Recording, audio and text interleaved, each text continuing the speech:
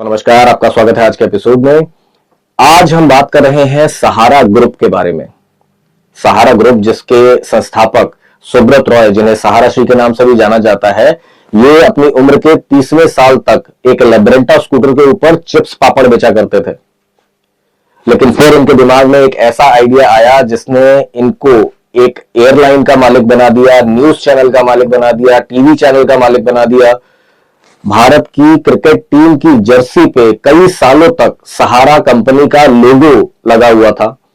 हजारों एकड़ जमीन इनके नाम पे थी। आखिर क्या हुआ जो ये सब कुछ कर पाए और एंड में 24,000 करोड़ के स्कैम तक ये कैसे पहुंचे? आज हम इसके बारे में बात करेंगे और बात इस बारे में भी करेंगे कि सुब्रत रॉय की डेथ के बाद अब जो इनके निवेशक थे, इनकी कंपनी में जिनका पैसा लगा हुआ है, उन पैसों का क्या होगा। अगर बात की जाए सहारा ग्रुप की, तो ये किसी पहचान का मोहताज नहीं है। एक समय ऐसा था जब इंडियन रेलवेज के बाद में भारत का सबसे ज्यादा एम्प्लॉयमेंट देने वाली कंपनी थी सहारा ग्रुप। 12 लाख से ज्यादा एम्प्लॉइज थे इसके। और अगर बात की जाए सन 2004 की, तो एक आंकड़े के हिसाब से भारत के 17 लोगों में से एक इंसान ऐसा हुआ करता था जो सहारा ग्रुप में किसी न किसी तरह से जुड़ा हुआ था। मतलब जितनी भी भारत की आबादी है उसमें 17 में से एक बंदा अगर पकड़ोगे तो वो सहारा से कहीं ना कहीं से जुड़ा ही हुआ था। ईयर 1991 में सहारा ग्रुप ने खुद की एक एयरलाइन चालू करी थी जिसे एयर सहारा का नाम दिया गया था। और 1993 के एंड में इन्होंने उड़ान भी शुरू कर दी थी। साल 2001 से लेके साल 2013 तक भारतीय क्रिकेट टीम का मेजर स्पॉन्सर हुआ करता था सहारा ग्रुप। यही वो चीज है जिसने बच्चे बच्चे की जुबान पर सहारा ग्रुप को एक पहचान दे दी थी, क्योंकि सहारा का लोगो जो था वो इंडियन क्रिकेट टीम की जर्सी पर हुआ करता था। और इंडिया में क्रिकेट कितना मशहूर है ये तो सब जानते ही हैं। साल 2000 में सहारा ग्रुप अपना एक टीवी चैनल लॉन्च करता है जिसका नाम था सहारा वन। इसमें बहुत सारे मशहूर टीवी सीरियल्स भी आया करते थे। 2003 में सहारा ग्रुप ने खुद का एक न्यूज चैनल तक चालू कर दिया था जिसका नाम था सहारा समय। सिर्फ इंडियन क्रिकेट टीम की ही बात नहीं है, जब आईपीएल शुरू हुआ था तो साल 2011 में सहारा ग्रुप ने पुणे वॉरियर नाम की एक आईपीएल टीम भी खरीदी थी। अगर बात करें सुब्रत रॉय की अर्ली लाइफ की, तो सुब्रत रॉय का जन्म हुआ था 10 जून 1948 में अररिया, बिहार में। इनका जन्म एक बंगाली हिंदू फैमिली में हुआ था जो ढाका से भारत आए थे। उस समय तो वो इंडिया का ही पार्ट था, बाद में आज की डेट में अगर कहा जाए तो वो बांग्लादेश का हिस्सा है। ये एक रिच लैंडलॉर्ड फैमिली से बिलोंग करते थे जिन्हें भाग्यकुल जमींदार कहा जाता था। इन्होंने अपनी शुरुआती पढ़ाई करी थी होली चाइल्ड इंस्टीट्यूट कोलकाता से और उसके बाद गवर्नमेंट टेक्निकल इंस्टीट्यूट गोरखपुर से इन्होंने मैकेनिकल इंजीनियरिंग की भी पढ़ाई करी थी। इंजीनियरिंग की होने के बावजूद इन्हें कोई बहुत अच्छी नौकरी नहीं मिल पाती। इनकी फैमिली की जो फाइनेंशियल कंडीशन थी वो धीरे धीरे बिगड़ने लगती है, तो उसे संभालने के लिए ये खुद की एक कंपनी स्टैब्लिश करते हैं जया प्रोडक्ट्स नाम से। इसमें ये पापड़ और चिप्स का काम किया करते थे, खुद ही उसकी डिलीवरी करते थे। इनके पास एक लेब्रेंटा स्कूटर हुआ करता था जिससे ये अलग अलग दुकानों में जाके चिप्स और पापड़ की डिलीवरी किया करते थे। और ये मैं बात कर रहा हूँ 1976-77 के टाइम की। उस समय इंटरनेट बैंकिंग होती ही नहीं थी। बैंक भी बहुत दूर दूर हुआ करते थे। जो बहुत बड़े बड़े लोग थे, अमीर लोग थे, वही बैंक में अकाउंट खुलवा पाते थे या कोई सेविंग स्कीम वगैरह में इन्वेस्ट कर पाते थे। जो नॉर्मल छोटे मोटे दुकानदार थे, डेली वेजेस पे काम करने वाले लोग थे, उनके पास सेविंग का कोई ऑप्शन नहीं था। सुब्रत रॉय जब अलग अलग दुकानों पे जाके लोगों से मिलते हैं, बात करते हैं, तो उनका ध्यान इस चीज की तरफ आता है। वो इसको एक अपॉर्चुनिटी की तरह लेते हैं और 1978 में मात्र 2,000 रुपए से वो एक कंपनी की स्थापना करते हैं जिसको वो नाम देते हैं सहारा। ये जो कंपनी थी ये बेसिकली इस मोटो पे काम करती थी कि जो भी छोटे वर्ग के लोग हैं, छोटे मोटे दुकानदार हैं, डेली वेजेस पे काम करने वाले लोग हैं, उनके पैसों की सेविंग करके ये उनका सहारा बनेगी। अब सुब्रत रॉय जो थे, इनका दुकानदारों से, डेली वेजेस वाले लोगों से रोज सामना होता था, क्योंकि अपने चिप्स पापड़ के बिजनेस के चक्कर में ये उनके पास जाया करते थे। अब ये वहां पे लोगों को अपनी कंपनी की स्कीम बताना चालू करते हैं कि आप अगर हमारे पास पैसे जमा करते हो तो हम आपको 3 महीने बाद आपके पैसे डबल करके दे देंगे। और तो और ये जो इन्वेस्टमेंट की रकम थी ये इन्होंने 1 रुपए से शुरू करी थी कि अगर कोई चाहे तो डेली 1 रुपए दे के भी एक सेविंग स्कीम चालू कर सकता है, जिसकी मदद से वो अपने पैसे डबल कर सकता है सिर्फ 3 महीने में। अब इसमें सबसे बड़ी बात क्या थी, मैंने जैसा कहा उस समय इंटरनेट बैंकिंग नहीं थी, बैंक दूर दूर हुआ करते थे, तो बैंक जाके पैसे जमा कराना लोगों के लिए प्रॉब्लम थी। सुब्रत रॉय खुद लोगों के पास जाते थे और उनका इन्वेस्टमेंट का पैसा जाके उनसे कलेक्ट करते थे। ये इनके लिए प्लस पॉइंट बन गया था। अब क्योंकि ये काफी समय से चिप्स पापड़ वाला बिजनेस कर रहे थे, तो मार्केट में इनकी थोड़ी इमेज तो थी ही, साख थी, जिसकी वजह से लोगों ने थोड़ा थोड़ा पैसा इनको देना चालू कर दिया, इनकी कंपनी में, सहारा में इन्वेस्ट करना चालू कर दिया। अब जितने भी लोगों ने सुब्रत रॉय के ऊपर भरोसा करके उनको अपने पैसे दिए, 3 महीने बाद इन्होंने उनके पैसे डबल करके उनको वापस भी कर दिए। धीरे धीरे मार्केट में बात फैलने लग जाती है कि सुब्रत रॉय एक व्यक्ति हैं जो किसी से भी इन्वेस्टमेंट लेके 3 महीने में पैसे डबल कर देते हैं। कई लोग इस बात की गवाही देते हैं कि हमने पैसे लगाए थे और हमारे पैसे डबल हो गए। तो धीरे धीरे धीरे लोगों का विश्वास उनमें बढ़ता जाता है। 10 से 20, 20 से 100, 100 से 1000, धीरे धीरे लोग बढ़ने लग जाते हैं जो इनकी कंपनी में इन्वेस्ट कर रहे थे। अब आपके भी दिमाग में एक बार को तो ये सवाल आएगा ही कि आखिर सुब्रत रॉय लोगों के पैसे डबल कर कैसे रहे थे।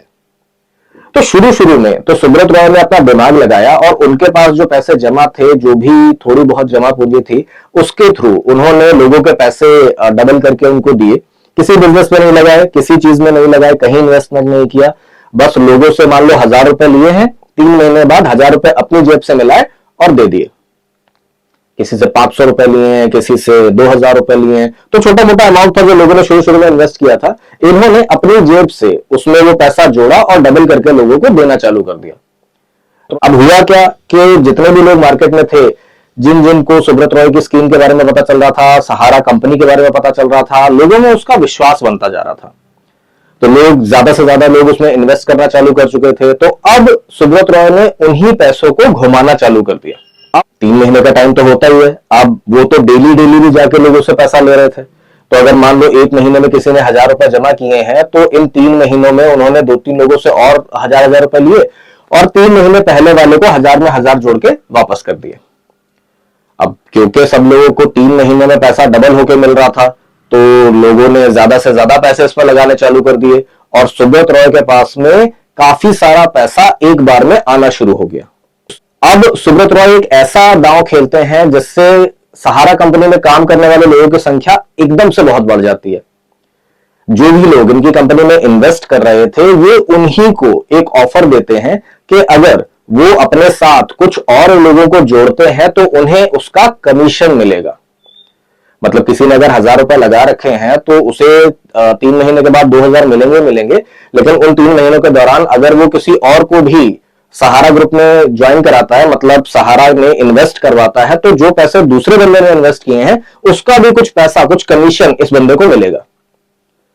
वैसे तो मल्टी लेवल मार्केटिंग की ज्यादातर कंपनियों में ये चीज फॉलो की जाती है, लेकिन उस समय के लिए ये चीज काफी नई थी। लोगों को ये चीज बहुत पसंद आती है। जो लोग इन्वेस्ट कर रहे थे, जिनको पता था कि भाई इस कंपनी में फायदा होने वाला है, तभी तो इन्वेस्ट कर रहे हैं, वो अपने दोस्तों को, रिश्तेदारों को भी इनकी कंपनी में जोड़ने लग जाते हैं। उनके जो दोस्त रिश्तेदार थे उनको भी लगता है कि यार ये तो बड़ी अच्छी स्कीम है, वो अपने दोस्तों रिश्तेदारों को जोड़ने लग जाते हैं। धीरे धीरे धीरे धीरे करके इनके इन्वेस्टर्स जो थे वो सहारा के एजेंटों की तरह काम करने लग जाते हैं और अब सहारा कंपनी जो थी उसमें काम करने वाले लोगों की संख्या बहुत बढ़ जाती है। ये जितने भी लोग थे टेक्निकली ये सैलरी पे काम नहीं कर रहे थे, कमीशन पे काम कर रहे थे, लेकिन फिर भी अपना पैसा बढ़ाने के लिए ज्यादा से ज्यादा लोगों को वो सहारा कंपनी में जोड़ते जा रहे थे। अपने इस आइडिया की वजह से सुब्रत रॉय ने सहारा कंपनी में अब लाखों लोगों को जोड़ लिया था। लेकिन वहां पे एक छोटी सी प्रॉब्लम आ रही थी कि जितने भी लोग कंपनी में जुड़ते जा रहे थे, धीरे धीरे उनके नंबर्स बढ़ते जा रहे थे, तो ये पैसा डबल करके लौटाना थोड़ा सा मुश्किल हो रहा था।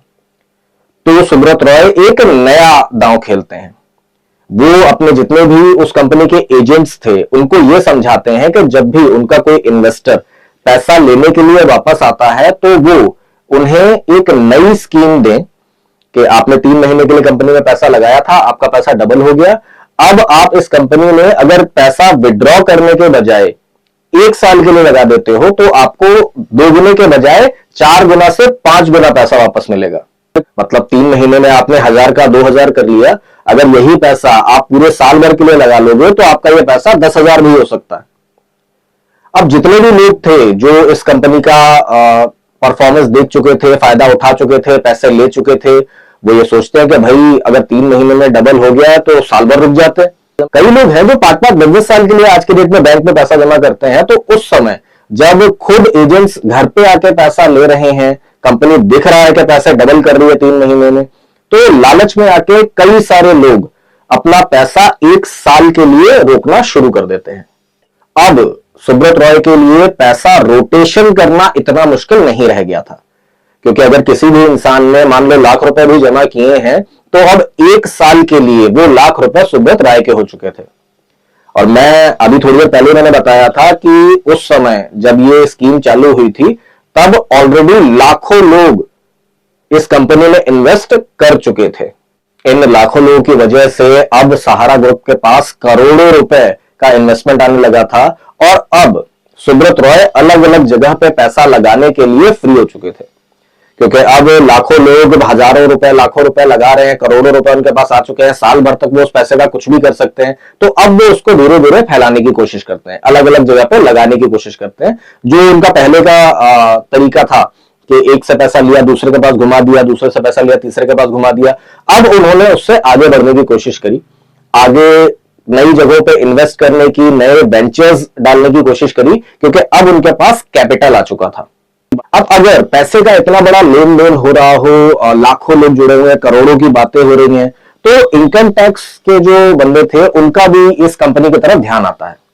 1996 में इनकम टैक्स डिपार्टमेंट के असिस्टेंट कमिश्नर जो उस समय लखनऊ में पोस्टेड थे, प्रसन्नजीत सिंह, वो एक लेटर ऑफ इंक्वायरी भेजते हैं सहारा ग्रुप के पास में कि हमको ये पता चला है कि आपकी इस कंपनी में कई सारे एमपी एमएलए बड़े बड़े लोगों के पैसे इन्वेस्ट हो रखे हैं, तो हमें आप उनकी डिटेल्स भेजिए कि किसने आपके पास में कितना पैसा जमा कर रखा है। अब सहारा कंपनी के पास में जो ये लेटर आया था, ये आया था दिसंबर 1996 में। कुछ समय तक इस लेटर का ऑफिशियली कोई जवाब नहीं दिया जाता है, शायद इंटरनली कोशिश की जा रही होगी इस बात को दबा देने की, लेकिन जब प्रसन्नजीत सिंह जो असिस्टेंट कमिश्नर थे इनकम टैक्स के, वो जवाब मांगने पे अड़े रहते हैं, तो सुब्रत रॉय एक ऐसा कदम उठाते हैं जो बड़े बड़े लोगों को हिला कर रख देता है। 15 फरवरी 1997 के दिन सहारा कंपनी कई न्यूज़पेपर्स में फुल पेज का आर्टिकल निकालते हैं, जिसमें वो अपने इन्वेस्टर्स का नाम उजागर करते हैं, बताते हैं कि कौन कौन से लोग हैं जिन्होंने सहारा कंपनी में इन्वेस्ट कर रखा है। और जो लिस्ट थी उसमें कई सारे एक्स प्राइम मिनिस्टर, उस समय के कई सारे सेंट्रल मिनिस्टर, बड़ी बड़ी राजनीतिक पार्टियों के जो हेड थे उनके नाम भी शामिल थे।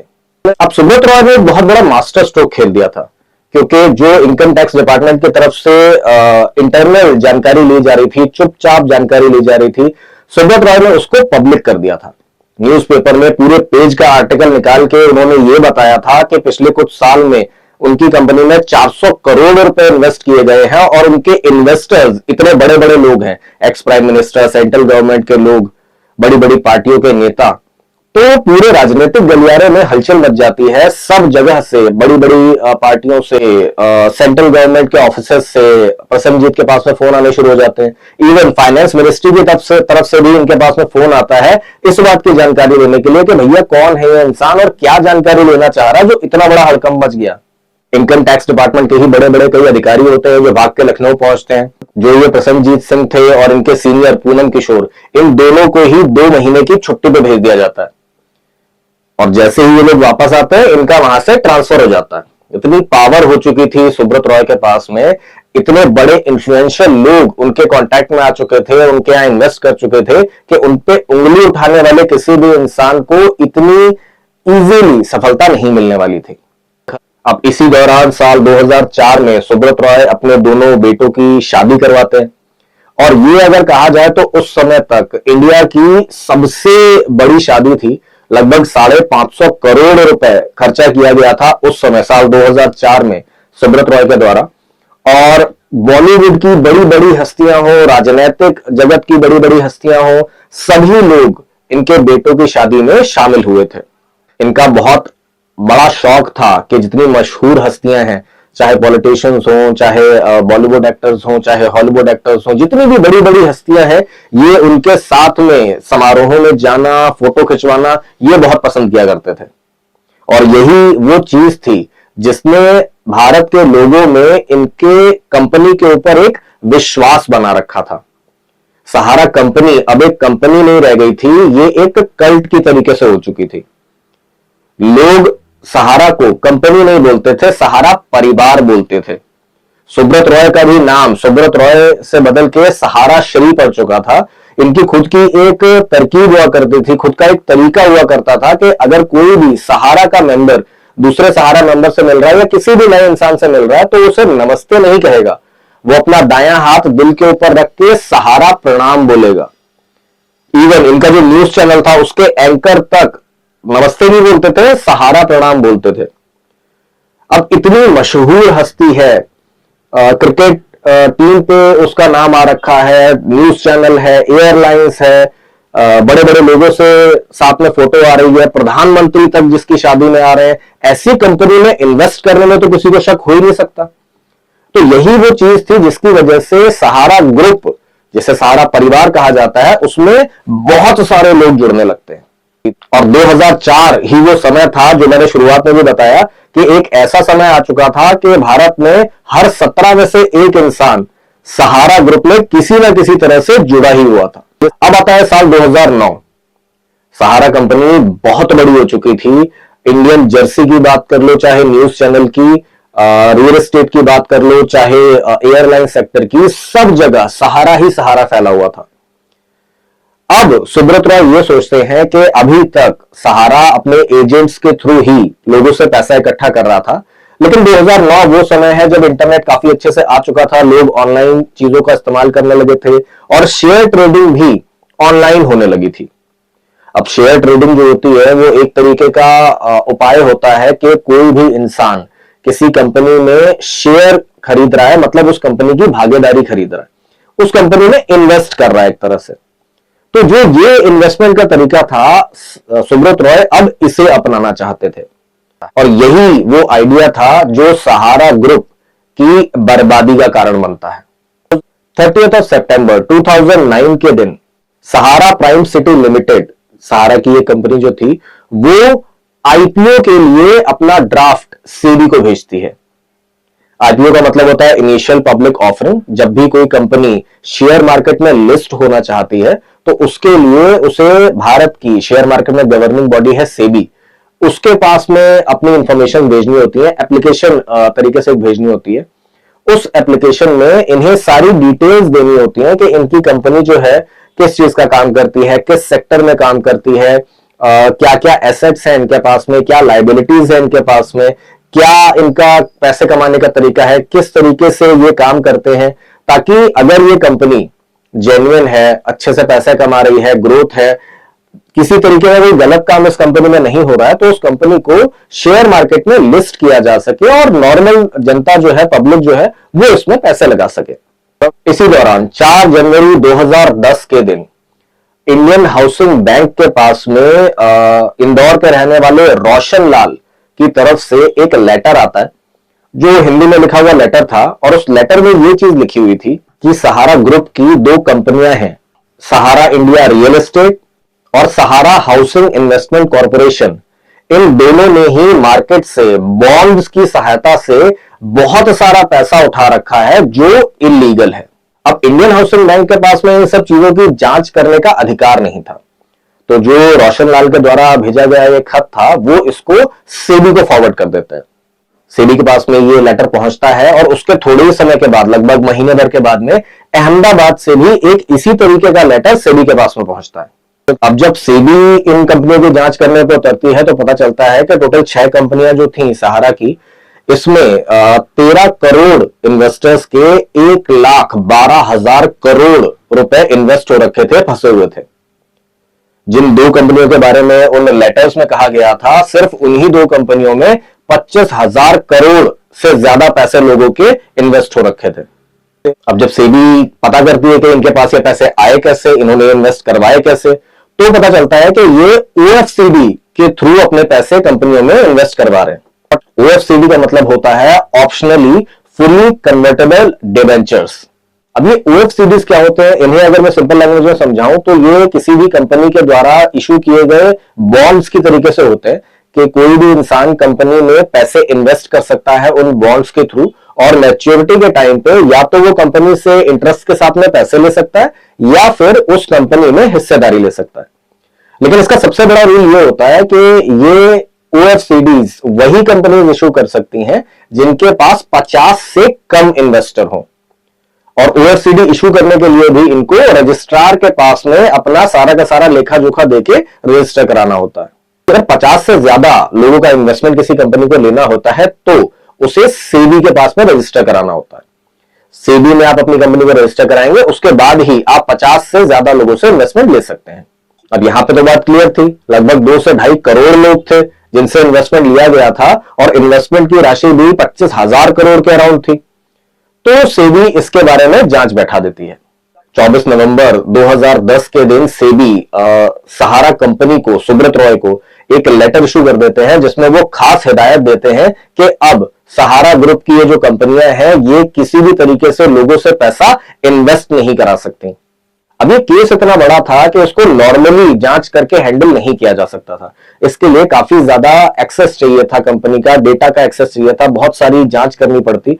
तो सेबी जो होता है ये इलाहाबाद हाईकोर्ट पहुंच जाता है और हाईकोर्ट से परमिशन मांगते हैं कि इन्हें पूरी छूट दी जाए कि वो इस पूरे के पूरे 25,000 करोड़ का जो भी अमाउंट है इसकी जांच कर सकें। अब वैसे तो ये बहुत बड़ी बात है, लेकिन फिर भी सहारा ग्रुप या सुब्रत रॉय की पावर इतनी ज्यादा थी कि इलाहाबाद हाईकोर्ट सेबी को इस जांच की परमिशन ही नहीं देते। हाईकोर्ट के इस फैसले के खिलाफ जनवरी 2011 में सेबी सुप्रीम कोर्ट पहुंच जाते हैं। सुप्रीम कोर्ट में कुछ ही समय की सुनवाई होती है और वो हाईकोर्ट के इस फैसले को पलट देते हैं और सेबी को सुब्रत रॉय की कंपनियों की जांच करने का आदेश दे देते हैं।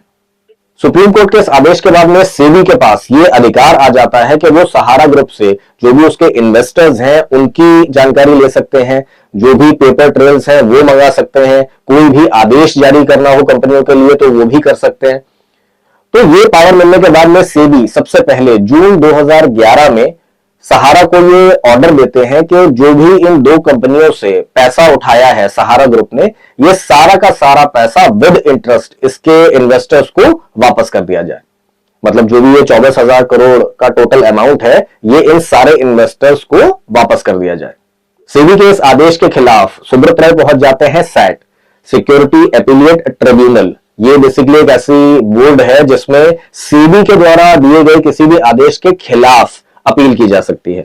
अब सैट का बेसिकली काम ही यही है कि अगर सेबी ने कोई भी आदेश दिया है और उसके खिलाफ कोई अपील करना चाहता है तो वो जांच करेंगे कि सेबी ने जो भी आदेश दिया है वो एज पर लॉ है कि नहीं, उसमें कोई गलत चीज तो नहीं की गई है, किसी के दबाव में आके प्रभाव में आके तो वो ऑर्डर इशू नहीं किया गया।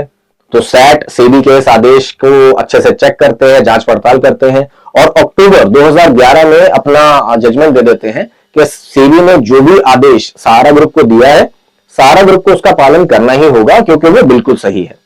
अब सुप्रीम कोर्ट सेबी को आदेश दे चुका है, सेबी सहारा ग्रुप को आदेश दे चुका है, जो अपील थी वो भी सैट के द्वारा ठुकराई जा चुकी है, फिर भी सहारा ग्रुप सेबी के उस ऑर्डर को नहीं मानता। कई महीने गुजर जाते हैं और फाइनली अगस्त 2012 में सुप्रीम कोर्ट को दोबारा बीच में आना पड़ता है और सुप्रीम कोर्ट सहारा ग्रुप को ये आदेश देते हैं कि जो भी ये टोटल पैसा है 24,000 करोड़ के अराउंड का था, ब्याज वगैरह मिला के 25,000 करोड़ का टोटल अमाउंट है, इसे 3 किस्तों में सहारा ग्रुप वापस कर दे, लौटा दे। ये आदेश मिलते ही सहारा ग्रुप 5,120 करोड़ की पहले किस्त तुरंत ही जमा करा देते हैं, लेकिन इसके बाद वो कुछ ऐसी बात कर देते हैं जिसको पचा पाना किसी के लिए भी बड़ा मुश्किल था। सुब्रत रॉय ये कहते हैं कि इस 5,120 करोड़ रुपए के अलावा जितना भी पैसा 25,000 करोड़ का जो भी टोटल उनका बकाया था उसमें से 90% पैसा वो अपने सारे इन्वेस्टर्स को वापस कर चुके हैं कैश में। मतलब जो भी ये 25,000 करोड़ था 90% इसका कैश में वापस किया जा चुका है।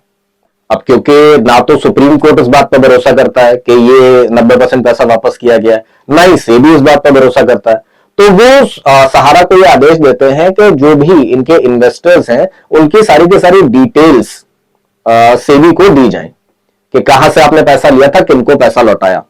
काफी समय तक सुब्रत रॉय इसको टालते रहते हैं। जब सुप्रीम कोर्ट थोड़ा कड़क होकर इस बारे में बोलता है तो सुब्रत रॉय 127 ट्रक भर के भेज देते हैं सेबी के ऑफिस में, जिसमें 31,669 कार्ड बॉक्स थे, 3 करोड़ से ज्यादा एप्लीकेशंस थी और 2 करोड़ से ज्यादा रिडेम्पशन वाउचर्स थे, जिसमें ये डिटेल्स लिखी हुई थी कि किससे कितना पैसा लिया, किसको कितना पैसा दिया। और ये वो दिन था जब मुंबई के बांद्रा इलाके में सेबी का ऑफिस हुआ करता था। पूरा का पूरा बांद्रा इलाका जाम हो गया था। अब 127 ट्रक भर के अगर सामान आ रखा हो तो किसी भी सरकारी ऑफिस में इतना सामान रखने की जगह हो ही नहीं सकती। बेसिकली सुब्रत रॉय का दिमाग यहां पे चल रहा था कि वो 5 करोड़ से ज्यादा एप्लीकेशंस सेबी के पास भेज चुके थे। अगर सेबी उन सबकी जांच करने के लिए बैठता है तो कई सालों तक तो वो इन फॉर्म को वेरीफाई करता रह जाएगा। लेकिन सेबी के लोग भी चालाक थे, उन्होंने इस 5 करोड़ के टोटल बंडल में से 20,000 रैंडम एप्लीकेशंस उठा ली और उनकी जांच करनी शुरू कर दी। सेबी जितने भी ये फॉर्म थे 20,000, इन सब लोगों के एड्रेसेस पे एक लेटर भेजते हैं कि हम सेबी की तरफ से इंक्वायरी कर रहे हैं, सहारा में जो भी आपका पैसा लगा हुआ है हम आपको वो वापस दिलवा देंगे, आप हमें अपनी डिटेल्स भेज दीजिए। कमाल होता है कि इन 20,000 फॉर्म्स में से 8,000 वैसे ही वापस आ जाते हैं, इस वजह से क्योंकि जो एड्रेसेस पे लेटर भेजा गया था वहां पे इस नाम का कोई शख्स रहता ही नहीं था। बचे हुए जो 12,000 थे उनमें से भी सिर्फ 68 लोग थे जिन्होंने रिप्लाई किया सेबी को। मतलब 20,000 में से 8,000 तो वैसे ही फर्जी हैं, लोग रहते नहीं। 12,000 जो है भी उनमें से सिर्फ 68 लोग हैं जो अपना पैसा वापस पाने में इंटरेस्टेड हैं। अभी तो कोई भी समझ सकता है कि यहां फर्जीवाड़ा है, जो भी डिटेल्स दी गई है वो सही नहीं है। इसके बाद में जो 3 करोड़ इन्वेस्टमेंट की एप्लीकेशंस भिजवाई थी सहारा ने सेबी के पास में, उन सबको लेटर भेजा जाता है और 3 करोड़ में से सिर्फ 4,600 लोग होते हैं जो रिप्लाई करते हैं कि हमें हमारा पैसा वापस चाहिए। 3 करोड़ में से 4,500 के लगभग। अब इस बारे में कोई भी शक नहीं रह गया था कि जो भी डिटेल्स सहारा सेबी के साथ में शेयर कर रहा है वो सब फर्जी हैं। जो ये पैसा है ये या तो काला धन है जो गलत तरीकों से लिया गया है, या फिर ये किसी इस तरीके से रेज किया गया है जो लीगल तो नहीं है।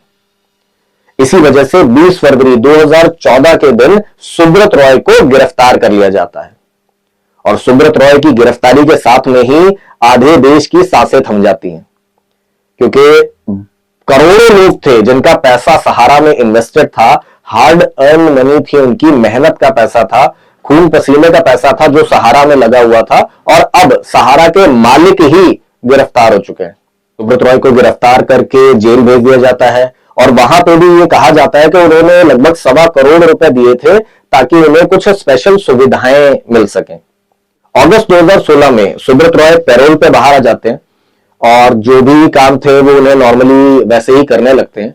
जो सहारा के एजेंट्स थे उन्होंने ये बात बताई थी कि साल 2020 तक सहारा लोगों से इन्वेस्टमेंट लेता रहा था।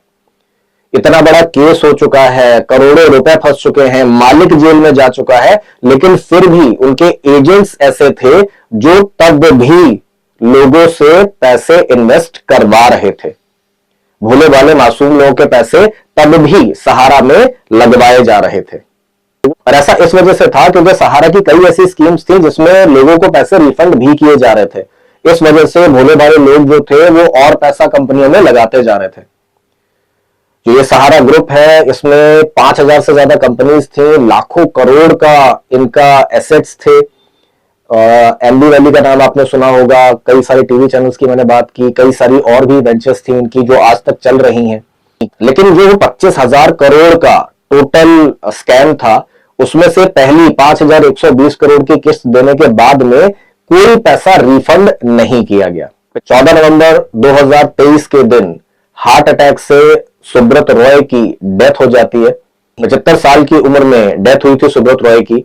पिछले काफी समय से वो कई बीमारियों से जूझ रहे थे। जिस समय उनकी डेथ हुई उनके पास उनके परिवार का कोई भी इंसान अवेलेबल नहीं था। उनके पत्नी और बेटा थे वो जब ये स्कैम हुआ, गिरफ्तारी हुई, उसी समय इंडिया छोड़ के चले गए थे। उन दोनों ने ही मैसेडोनिया नाम का एक देश है वहां की नागरिकता ले ली थी, क्योंकि ये देश जो है ये अगर आप उस देश में इन्वेस्टमेंट करते हैं तो इन्वेस्टमेंट करने वालों को अपनी यहाँ की नागरिकता दे देता है। अब आप में से कई लोगों को ये लगेगा कि भैया जिसने पैसा लिया था कंपनी का मालिक उसकी डेथ हो गई, जो उसकी पत्नी और बच्चे हैं वो देश छोड़ के जा चुके हैं, तो अब तो पैसा वापस मिलने का कोई चांस ही नहीं है। लेकिन ऐसा नहीं है। अच्छी खबर आपके लिए यह है कि आपका पैसा अभी भी आपको वापस मिल सकता है। साल 2023 में ही भारत के माननीय गृह मंत्री श्री अमित शाह जी ने एक सहारा रिफंड पोर्टल लॉन्च किया था। इस रिफंड पोर्टल पे जाके आप अपने जो भी निवेश आपने किया है उस पूरी डिपॉजिट की डिटेल्स भर सकते हैं। जो भी प्रूफ आपको सहारा का जो फॉर्म होता है, चीजें होती हैं, वो आप जाके वहां अपलोड कर सकते हैं और वो पैसा आपको वापस मिल जाएगा। किस्तों में मिलेगा, एक बार में नहीं मिलेगा। जो भी पैसा आपने दिया है वो धीरे धीरे किस्तों में वापस मिलेगा। लेकिन फिर भी जो भी पैसा आपने सहारा में इन्वेस्ट किया है, सहारा की बहुत सारी संपत्तियां, प्रॉपर्टीज आज की डेट में भी हैं जो सुप्रीम कोर्ट ने अटैच करके रखी हुई हैं, तो उनके थ्रू जो भी पैसा आपने लगाया है, अगर आपके पास उस इन्वेस्टमेंट का प्रूफ है, आप सहारा रिफंड पोर्टल पर जाके एप्लीकेशन भर सकते हैं और उस पैसे का रिफंड आपको मिल सकता है। अब यहां पे भी कई सारे स्कैम लोग सामने लेके आ रहे हैं, रिफंड के नाम पे लोगों से पैसा मांग रहे हैं। ये पूरी रिफंड की प्रक्रिया निःशुल्क है, इसमें एक भी रुपया आपको नहीं देना है रिफंड के लिए। तो ये थी आज की कहानी, जिसमें 30 साल की उम्र तक लेब्रेंटा स्कूटर के ऊपर चिप्स पापड़ बेचने वाला इंसान 75 साल की उम्र तक लाखों करोड़ की संपत्ति बना के इस दुनिया से जाता है। कई हजार करोड़ आज भी लोगों के इन्वेस्टेड हैं इनकी कंपनीज में।